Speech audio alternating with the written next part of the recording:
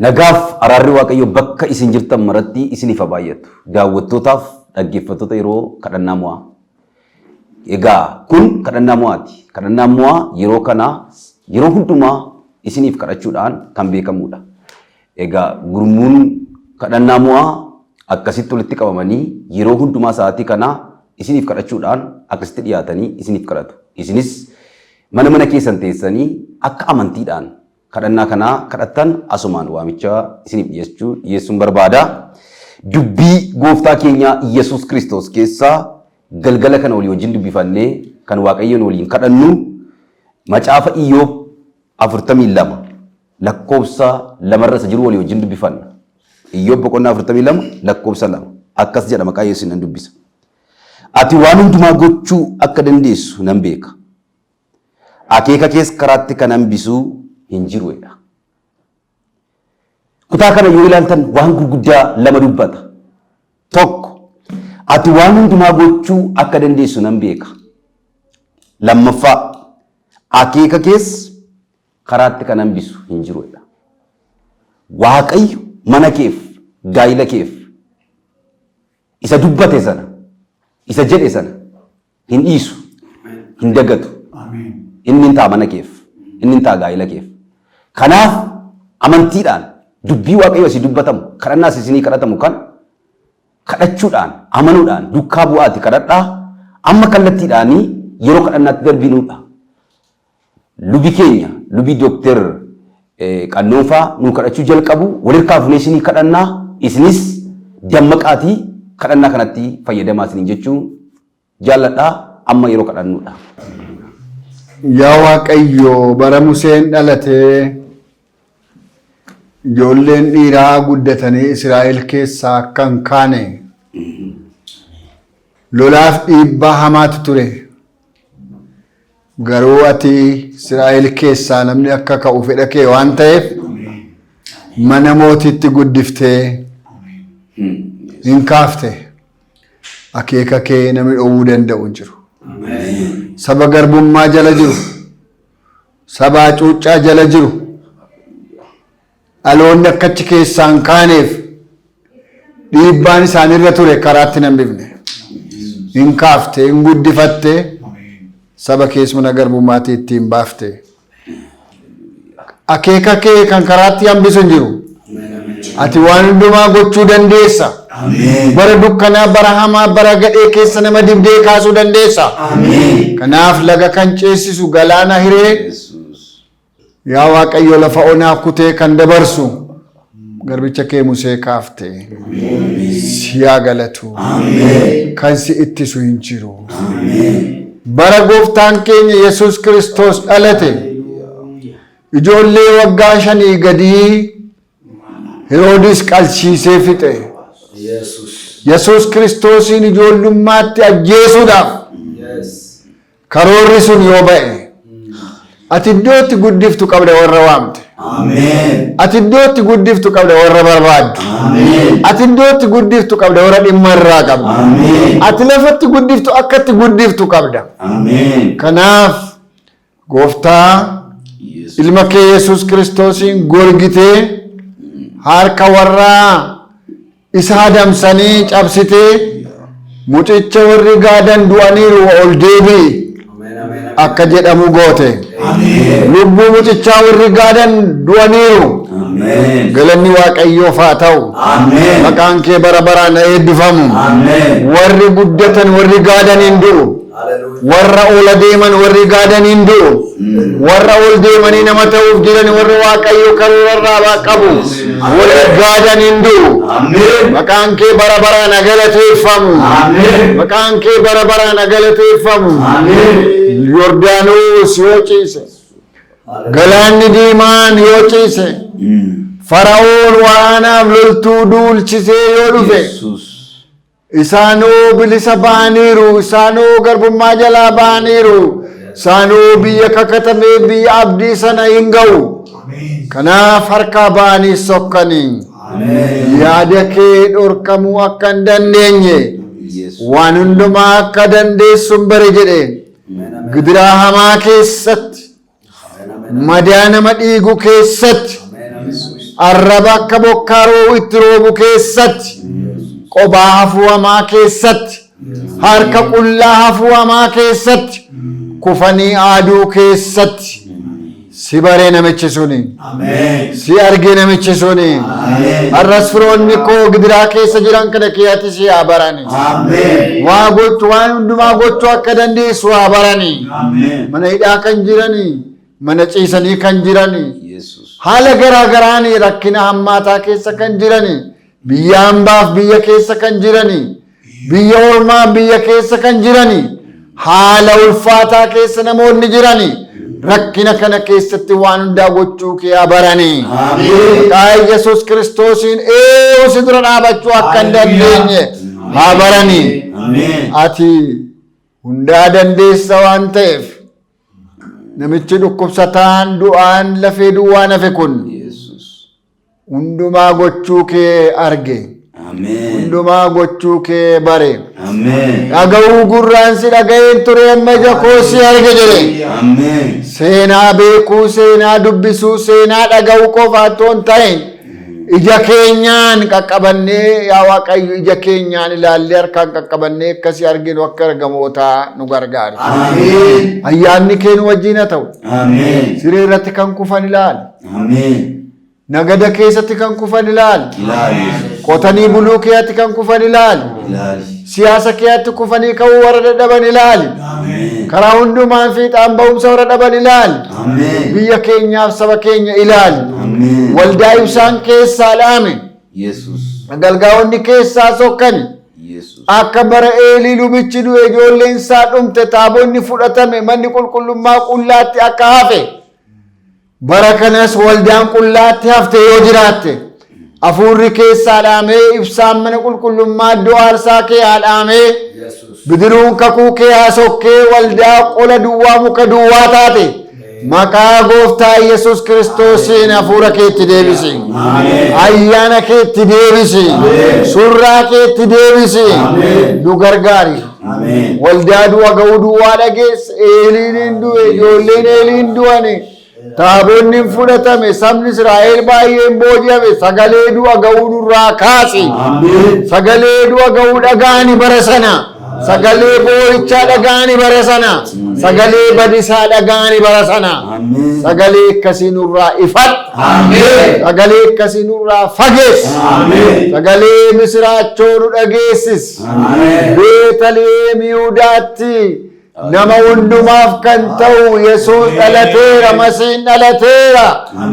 sagalee misiraachoo akkuma dubbatame sagalee misiraachoo mandara keenyatti haa dhaga'amu sagalee misiraachoo impaayera keenya keessatti haa dhaga'amu masaraa mootummaatti haa dhaga'amu mandara qotee bulaatti haa dhaga'amu bosona keenya keessatti haa dhaga'amu dirree keenyaaf gaara keenya gubbaatti haa dhaga'amu waldaa keenya keessatti misiraachoo haa dhaga'amu gaddi nurraa sokku boo'ichi nurraa sokku hiyyumni gadadoon akka qullaa dhaabatanii faarsuun nurraa sokku fuula kee gara keenyatti deebisi aggaar mataa qabattee dhalagattee bakkee teessee faarsitu miila ishee jalaa burqaatti agarsiifte ija keenya banii burqaa nutti agarsiisi yaa Waaqayyo gaafati burqaa argiteeti aggaar boossus hin dhageenye seenaa ishees hin dhageenye nama guddaa ta'a lakkaa'amee hin dhumu jette yaa Waaqayyo gooftaa seenaan kanaan itti fufe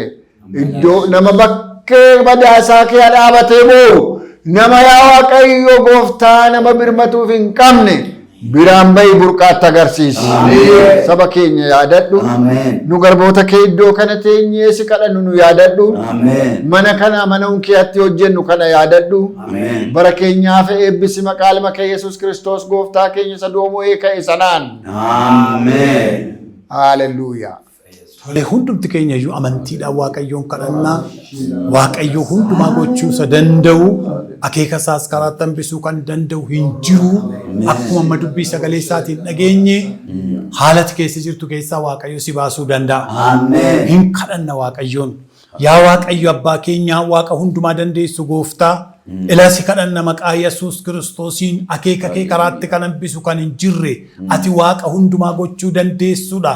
Elshaadaayidhattiin jette nama sanaan maqaa gooftaa Yesuus Kiristoosiin mana kanatti elshaadaa'ummaa kee agarsiisa.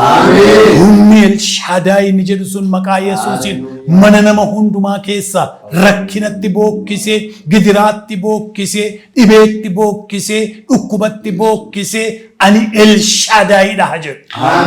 Maseenummaatti bookkifte ani elshaadaayidha jette. Mana jara sana dhattee gooftaa warra abdii kutatan, warra waan hundumaa fixan seenaan isaanii bade maqaan isaanii kana booddee hin ka'u jedhame dhattee elshaadaayidha ittiin jette.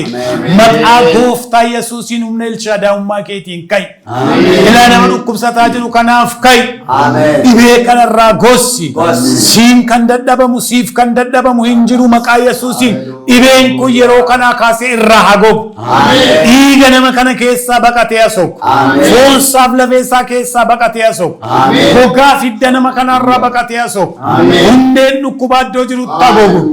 Maqaa gooftaa Yesuusiin harki kee haa ka'u. Waaqa hundumaa gochuu dandeessu akeeka kee karaatti kan hambisu hin jiru jedhee lafee duwwaatti hafee raammayee tortoree namni gatee firri gatee hundumtuu sadiisee hiyyoomee achi keessaa gaafati baaftu yaa Waaqayyo.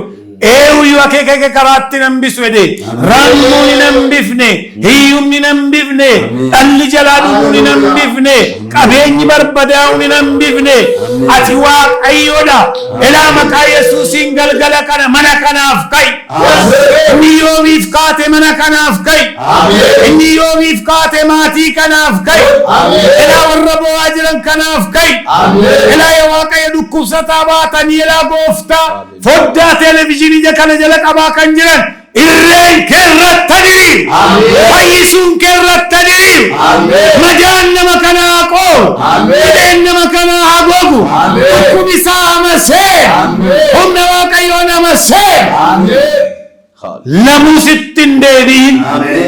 Yaa Waaqayyo laa gooftaa utuu hojjetutu daldaluu kassaree mataa qabatee ofirra taa'e kana ilaa boleettii kana boleessa kana humna Waaqayyoo inni Iyyoobiin lafaa kaafte Waaqayyo hundumaa gochuu danda'a jechisiifte akeeka kee karaatti kan hambisu hin jiru jechisiifte nama kana lafaa kaas. Daldalaa kana lafaa kaas. Nama gooftaa horiin harkatti dhume kan harkaa kaas. Kaasi yaa Waaqayyo. Deebisii kenniif. Deebisii fuula kee galasaatti. Nama siyaasii harkatti kassaree deebis. Nama barnoonni harkatti kassaree deebis. Nama kufe kaas. Kaas. Kaas. Nama gaa'elli jalaa kufe. Nama yaa Waaqayyo gooftaa garatti godhu dhabe kana maqaa gooftaa Yesuus Kiristoosiin galgala kana kaas. Nama yaa Waaqayyo fayyaan harkatti kassaree lafatti godhu dhabe kana booddee du'a malee nomaan qabu jedhee abdii kutate kana maqaa gooftaa Yesuus Kiristoosiin ol kaas. Yaa humna Waaqayyo ol kaas. Yaa irree Waaqayyo ol kaas.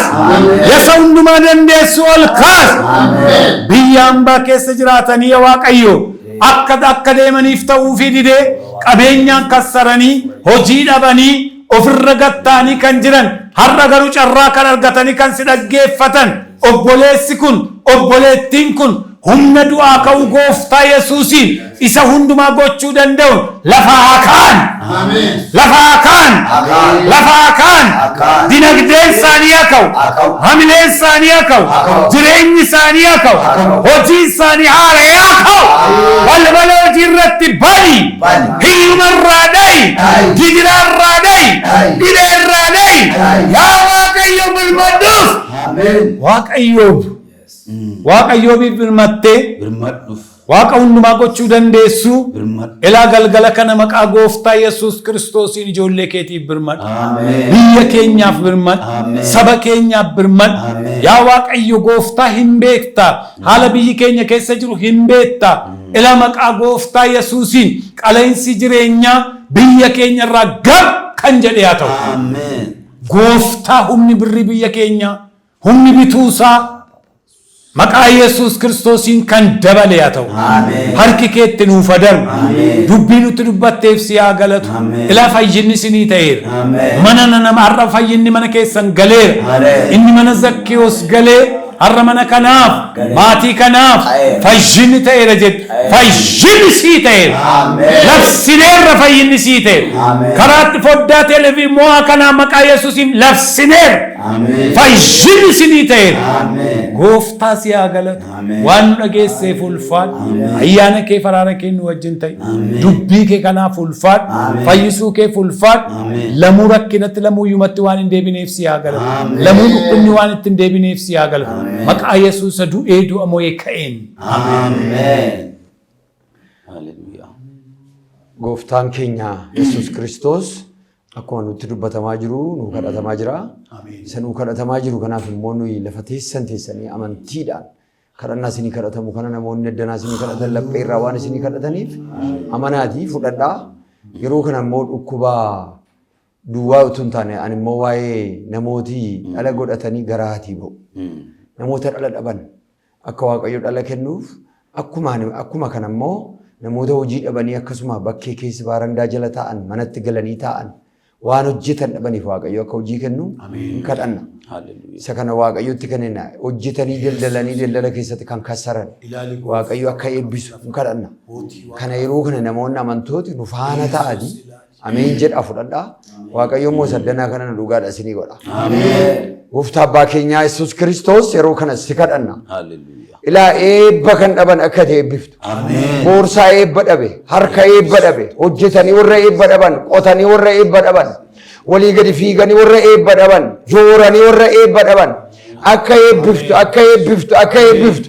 Asii ganama Waaqayyo iddoo kana si kadhanna boloota kana wajjin eebbisi eebbisi eebbisi eebbisi mana isaanii eebbisi hojii isaanii eebbisi boorsaa isaanii eebbisi horii isaanii eebbisi hoolaa isaanii eebbisi saawwa isaanii eebbisi sangaa isaanii eebbisi maasaa isaanii eebbisi miindaa isaan ji'aan argatan eebbisi jireenyi isaanii kan eebbifame haa ta'u eebbifamaa eebbifamaa eebbifamaa eebbifamaa siniif haa ta'u eebbifamaa eebba dhabdanii joortanii eebba dhabdanii fiigdanii eebba dhabdanii dhamaatanii eebba dhabdanii waan baay'ee gootanii eebba dhabdanii eebba sinirratti ajanja galgala kana lafa jirtanitti kan eebbifamtan ta'a naa ta'eera jedhaa eebbifamaa naa godhameera jedhaa eebbifamaa dingata waan guddaan harka kee galu abaarsi kun sirraa hacabu abaarsi kun hacabu abaarsi kun hacabu mana kee kan abaare hacabu dhala kee kan abaare hacabu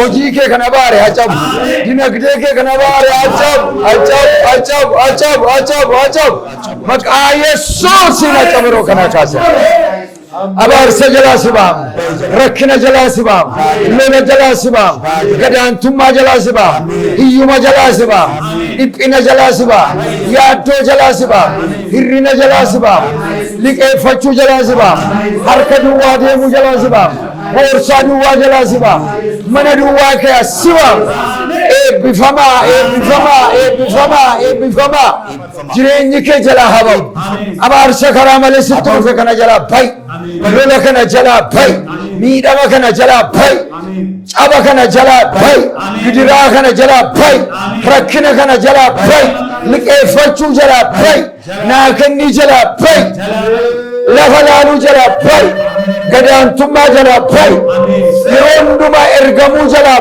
bayi waaqni si haa baasu yeroo kanaa kaase harka ishee harka isaa qabi gooftaa jireenya isaanii gargaari ijoollee kee gargaari nama baay'ee irratti harka kee ol fuudhi yaa gooftaa yeroo dheeraaf dhala dhabanii kan rakkatan waggaa 5 waggaa 6 waggaa 7 waggaa 8 dhala dhabanii amma yoonaa kan ta'an namarraa kan hawwan naammaa naa ta'uu dide kan jedhan akka dhala kennituuf harka keenya ol ka'a akka yaadattu harka keenya ol ka'a gara ishee akka laaltu harka keenya ol ka'a gara mana isaa gara jireenya isaa akka laaltu harka keenya ol ka'a siifa ta'u siifis siifa ta'u siifis inni garaa si ba'u sirraa hadhaabata inni sulolu sirraa hadhaabata inni garaa si ba'u hadhaabata inni garaa si ba'u sun hadhaabata inni dhangala'u sun hadhaabata inni nagaa si ba'u sun hadhaabata inni roondumaa harka duwwaa si deemsisu sun hadhaabatu sirraa yeroo kana dhalaan eebbifama ijoolleen eebbifama dhalaan eebbifama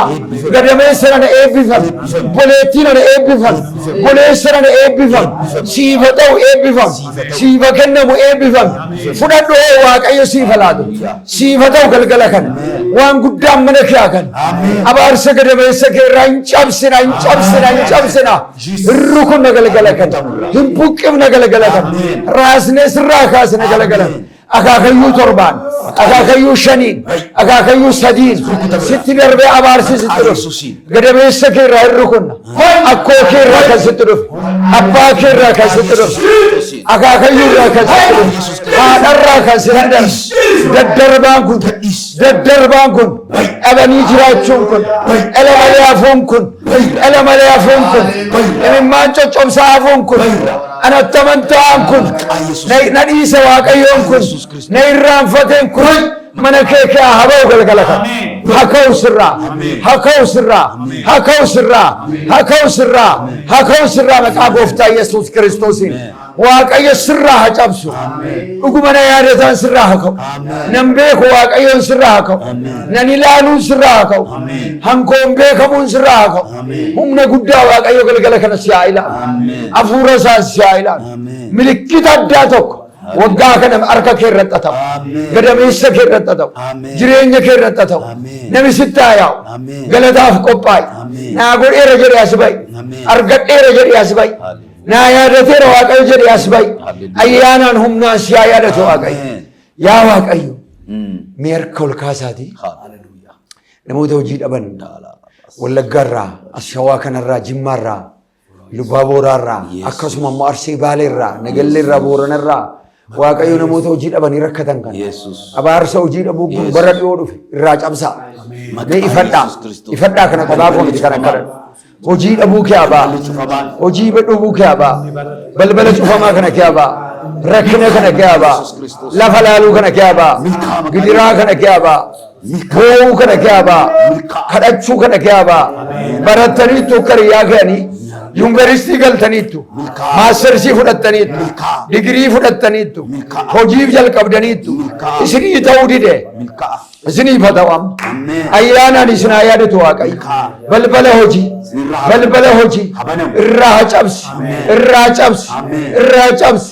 irraa kaasi itti bani waggaa kana itti bani waggaa dhufu kana tibani waggaa dhufu kan haa yaadataman bilbilamanii hawaamaman haa barbaadaman alatti keessatti haa barbaadaman barumsi isaanii haa barbaadu hojii isaanii haa barbaadaman harka isaanii qabi ijoollee keenya dhiphatanii karaa garaa aarii kee galanii jiran balbala hojii baniif gooftaa keenya harka qabi nama hundumaa buloota wajjin kadhannu kana mana isaanii ijoollee isaanii eebbisi hojii isaanii tajaajila isaanii eebbisi hunduma keenya irratti harka kee ol fudhatu yeroo nuu kennite galgala kanaaf galanni siif haa ta'u carraa nuu kennite ibsi haa galatu kadhate keenya dhagaameera galata kee kadhanna waaqayyoon itti fufne Iyyoob lola guddaa chaalenjii gurguddaa keessa darbee dhuma irratti boqonnaa isa dhumaati boqonnaan 42 kun lakkoofsi 2 kun boqonnaa isa dhumaati boqonnaa isa dhumaa kana irratti waan hundumaa gochuu akka ati dandeessu nan beeka jedhe galgalli kun rakkina keessaa boqonnaa isa dhumaa siif haa ta'u galgalli kun dhiphina keessa jirtu yaaddoo keessa jirtu sakam keessaa yu boqonnaa isa dhumaa siif haa ta'u boqonnaa isa dhumaati boqonnaan 42 waaqayyoon akka jedhe ati waan hundumaa gochuu akka ati dandeessu nan beeka jedhe akeeka kee karaatti kan hambisuu hin jiru jedhe waaqayyo hundumaa danda'a jecha kana fuudhee dhaqe mana Abrahaam faas waaqayyo ani Elshaadaayidha jedhe kanaafan immoo galgala kana namoota dhibee garaa qaban namoota dhukkuba garaa qaban namoota dhukkubsatanii fayyuu dadhaban dhukkubsatee kun akkas ta'e jedhamee waan baay'ee dhageenya miidiyaa kanarraa harki waaqayyo inni hundumaa danda'u iddootti rifeensi godhun qabu waaqayyo isa kana amaneen kadhadha tokko isa kana inni lammaffaan ani galgala kana irratti kadhannu namoota kanaa wajjin balaa uumama balaa konkolaataatiin waaqayyo du'a gar malee biyya keenya irraa akka inni kaasuuf hin kadhanna Elshaadaayidha waaqayyo haleluuyaa Elshaadaayidha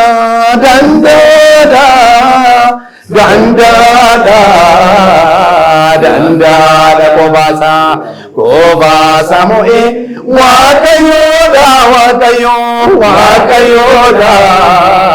waaqayyoodha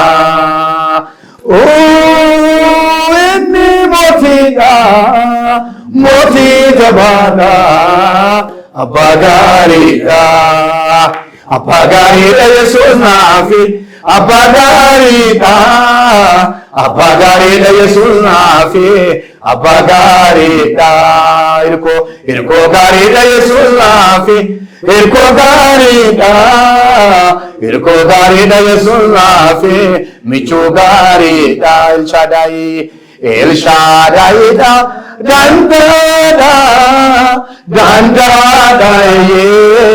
dandaadha qoba Samu'eel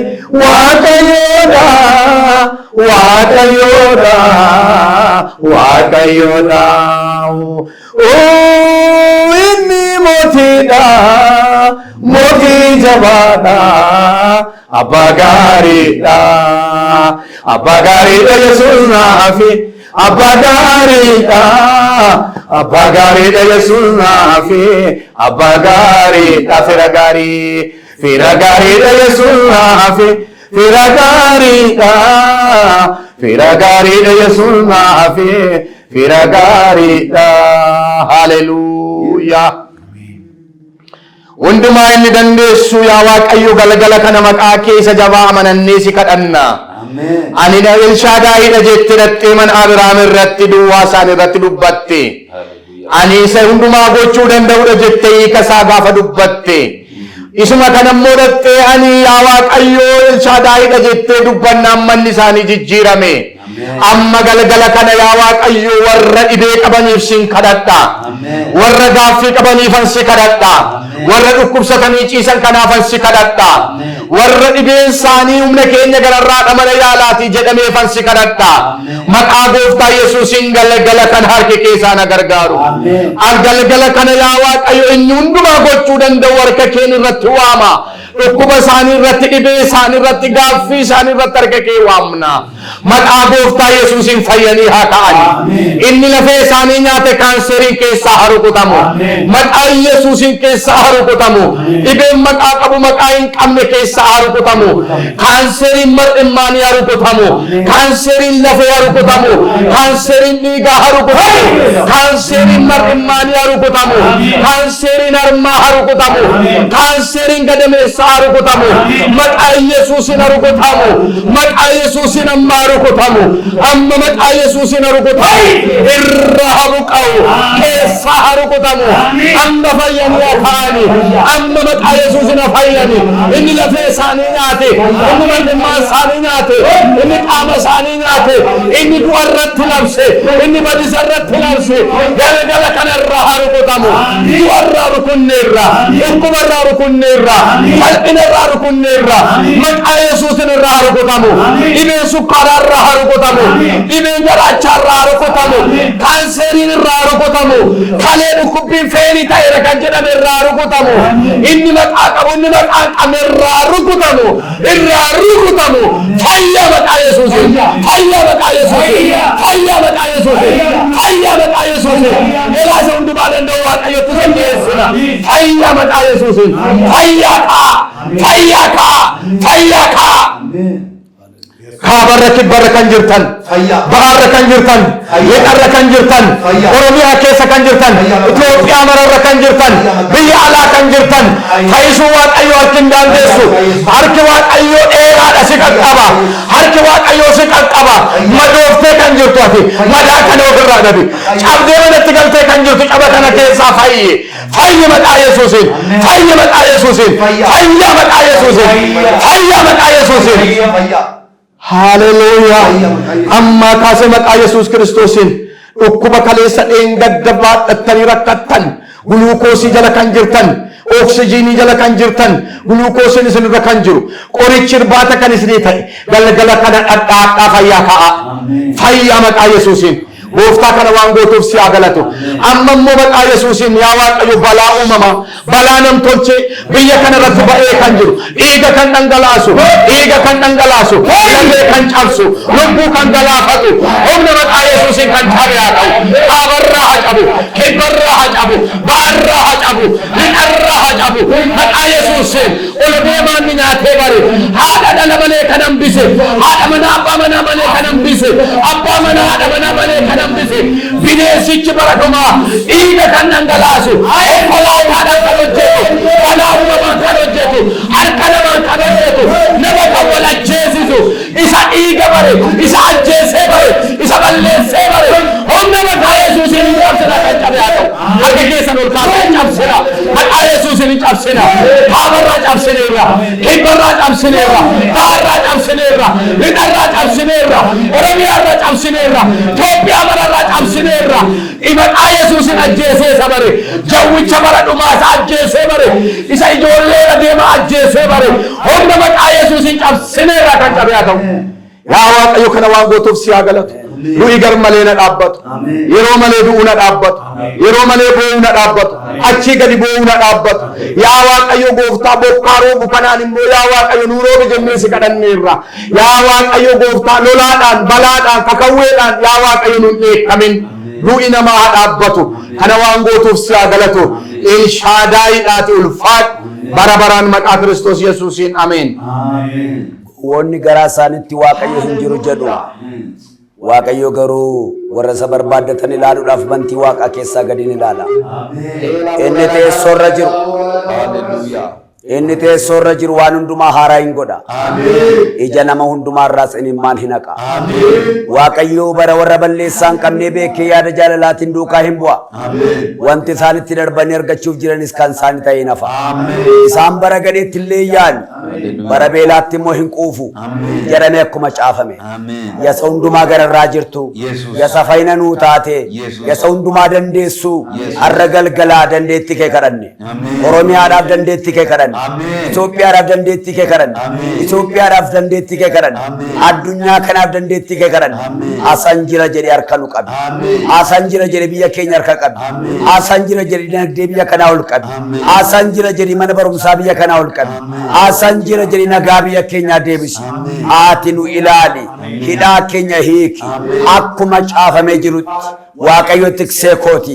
Ani homaa hin dhabu. Inni gara marga lalisaatti na geessa. Iddootti aara galfatanitti si na bobbaasa.